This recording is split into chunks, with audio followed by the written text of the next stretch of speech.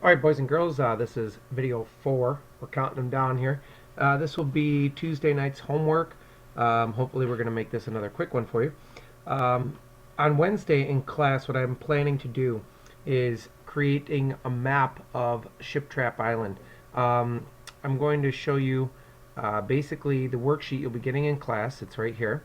And there'll be a few things you need to make sure that you include in your map. First of all, the title of the map. And we know that title should be Shiptrap Island. That's what the story refers it to. Richard Connell named it, so we want to stay true to the text. As much as possible, I want you to stay true to the text, and that's what I'm going to be grading on as far as this assignment is concerned. You'll be able to partner up with a friend in class.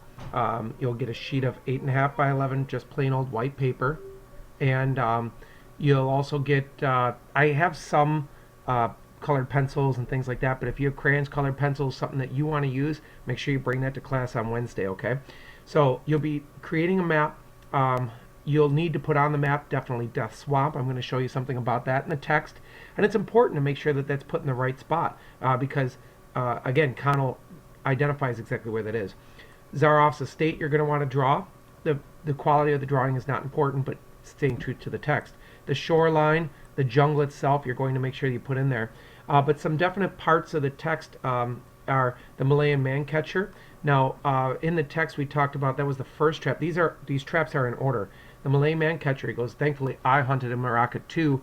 The tree he props up and it falls on him. So we can kind of, when we're labeling the traps and where you decide to put them, you'll be putting them like you'll have to at least like label a tree leaning up against another one and ready to come down. The Burmese tiger pit, I'll actually show you a picture of what that is, but you should remember that's where the dog is killed in the story.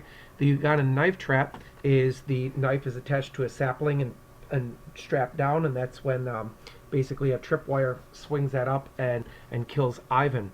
It says indicate who won the game. You should know where the game is won and who wins there.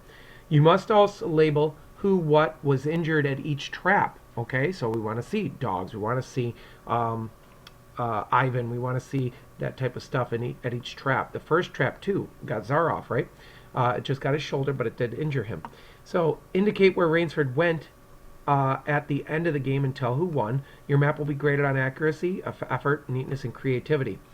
The biggest, so you'll have a checklist down here, but the first one that I want to note is I've included on my map the following things. 3 paths to indicate Rainsford's 3 days on the island.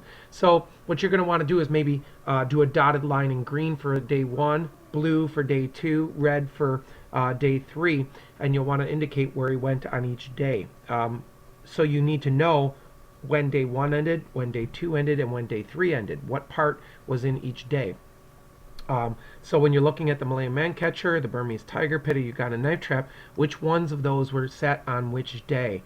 No trap was actually set on the first day. Remember, play the fox and make a very hard path to follow. And then he ended up sleeping somewhere. Do you remember that? You want to know that for class on Wednesday because this will be all part of your 40-minute assignment. You'll have 40 minutes to create this map. I have labeled the map and drawn the following locations: Death Swamp, Zaroff's estate, the shore, the jungle, and I indicated when we won the game. So you got a checklist here of the things I'm going to be looking for. Death Swamp is located in a certain area, and I want you to make sure you put a compass rose too. So I probably will add that to the sheet. I could actually do it right now. Let's do that. Include, let's do in bold.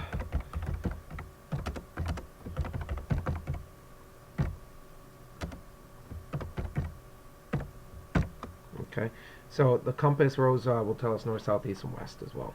Okay, besides that, I want to say thank you just to Jeremy Arnold too. Got my Christmas present from you. Thank you for my mug, and a couple other people too gave me some nice gifts over break, and thank you for those.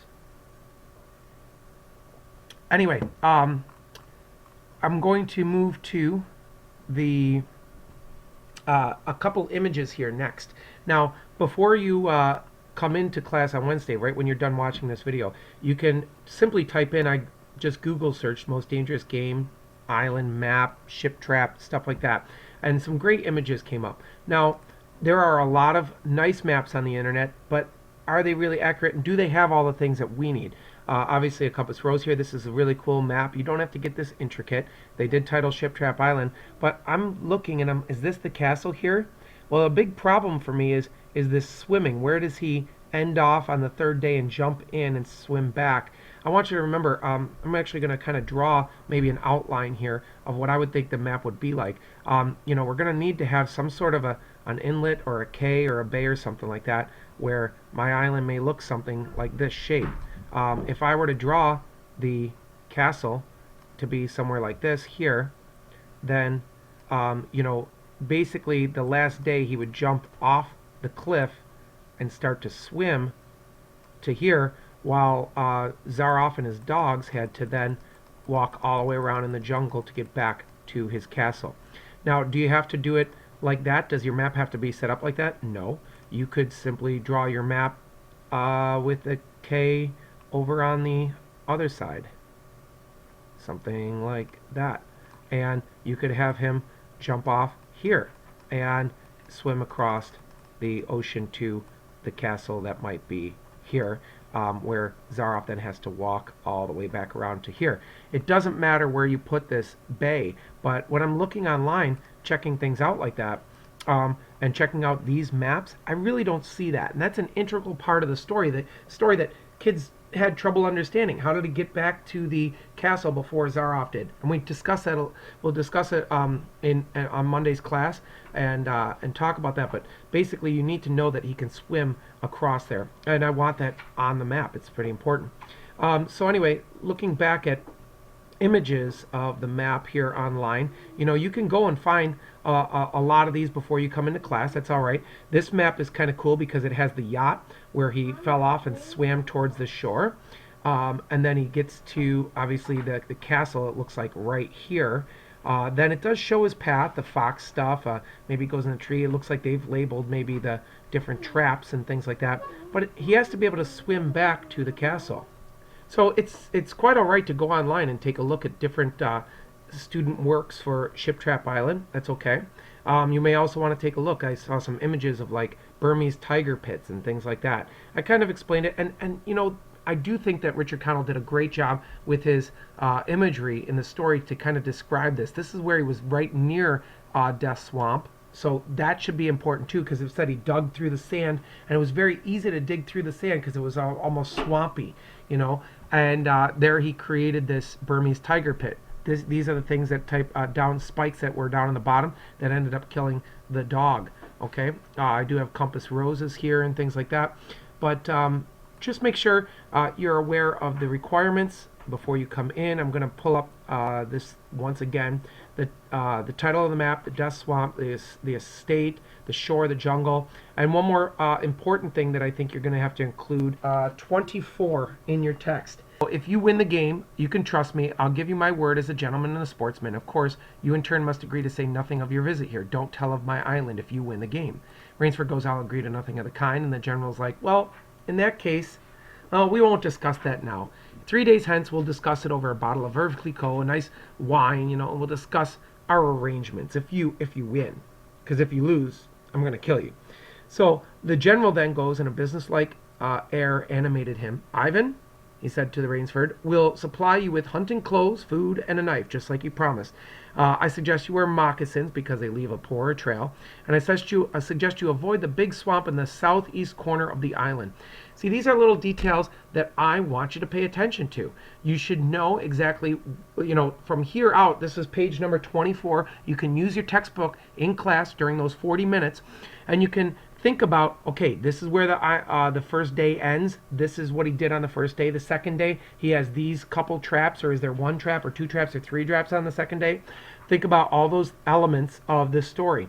So this is like an important detail. The big swamp in the southeast corner of the island. So once again, if I'm drawing my island, making sure that I've got like a cove somewhere for him to, like, here's maybe my castle here. Doesn't really matter. This is where I want to end up at the end of the third day. So I'd be setting maybe a trap here.